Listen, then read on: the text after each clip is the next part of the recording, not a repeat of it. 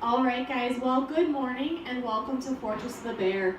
My name is Erin, and I'd like to take a few minutes to tell you a little bit about who we are and what it is that we do here. Fortress of the Bear is a nonprofit organization, and we are dedicated to the rescue of orphaned bear cubs. So right now in the state of Alaska, there is not a rehabilitation and release program in place for bears.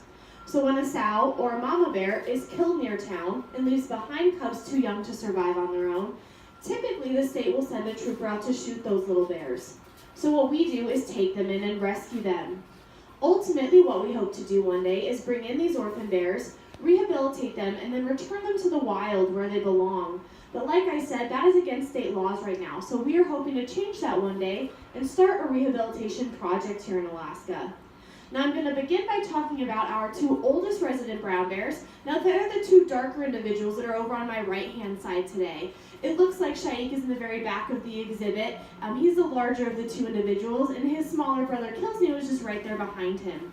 Now these two boys came to us back in 2007 when they were a little over 6 months old. Their mom had been raising them on a garbage dump in Angoon, which is over on Admiralty Island. As you can imagine, a dump is not a great place to raise little bears, so they had a pretty rough start in life. Things got a lot harder for them when their mom broke into the kitchen of a fishing lodge at 4 a.m. one morning and was killed immediately. Now her two little bears were also scheduled to be captured and destroyed, but luckily, just 8 days previous, we had received our first permits to hold bears here in captivity so we could bring them in and rescue them. Now Kilsney arrived first, and when he got here, he was in pretty horrible condition.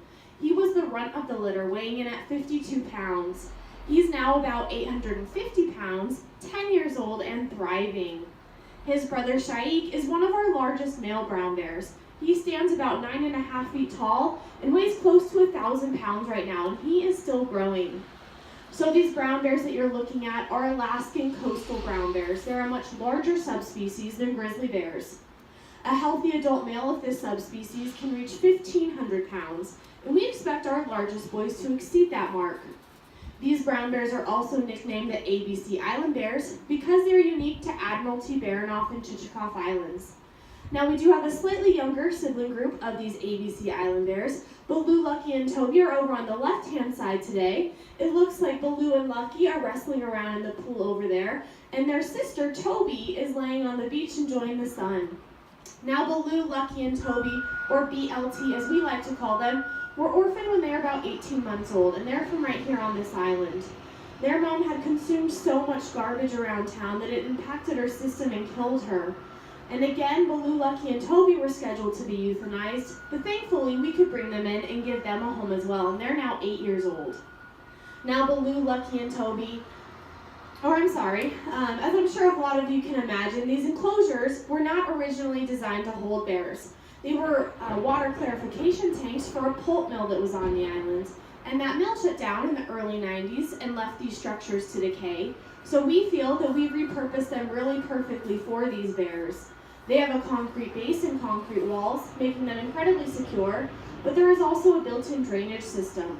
So the water that you see flowing in through each enclosure has been diverted from a creek up the mountain. So these bears constantly have fresh water flowing in and draining out every single day. Additionally, each enclosure is roughly 3/4 of an acre in size, which is actually 9 times larger than a typical urban zoo habitat for a brown bear. So they have a ton of space to explore and play with each other.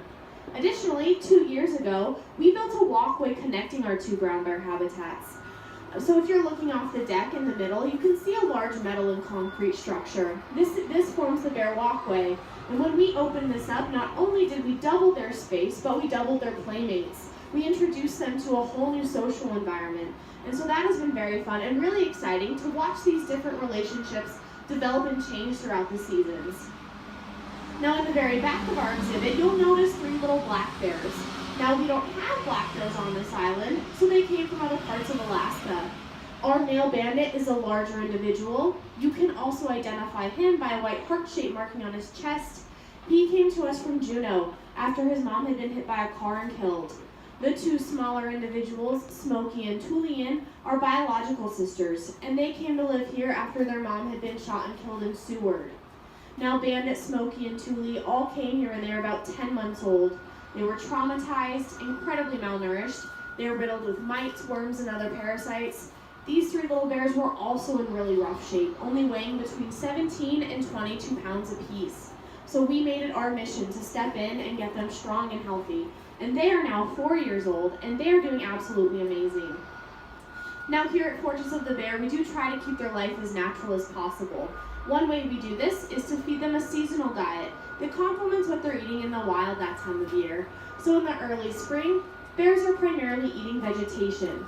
It's a lot of skunk cabbage, sedge, different grasses, which we go out and harvest for them. Additionally, local grocery stores donate a ton of food to our cause, so we can supplement those diets with romaine and iceberg lettuce, celery stalks, and then throughout the summer months, their diet becomes incredibly varied between fruits, vegetables, meat, and fish. As I'm sure most of you know, in the fall, salmon start running in the streams, so bears in the wild are primarily eating fish that time of year. And for that reason, we fill all of these pools with live salmon so that our 8 bears can hunt and catch their own meals. That's really, really great for them. It lets them experience that natural predatory instinct to hunt and catch fish, and it really helps them build up those necessary fat stores before winter hibernation. Now, in addition to the 8 bears we have here at the facility, we have rescued an additional 5. 3 have gone to live at the Bronx Zoo in New York, 1 has gone down to a sanctuary in Texas, and 1 down to Montana. So in total, that's 13 little bears that would have otherwise been killed had we not stepped in. And like I mentioned at the beginning of this presentation, we are a nonprofit organization. We don't receive any funding from the city, the state, or the federal government. So it's people such as yourselves coming out and paying admission and for tours that keep this project going and allow us to continue doing what we're doing for the bears. If you have any additional questions, please ask me or any members of staff you find here on deck.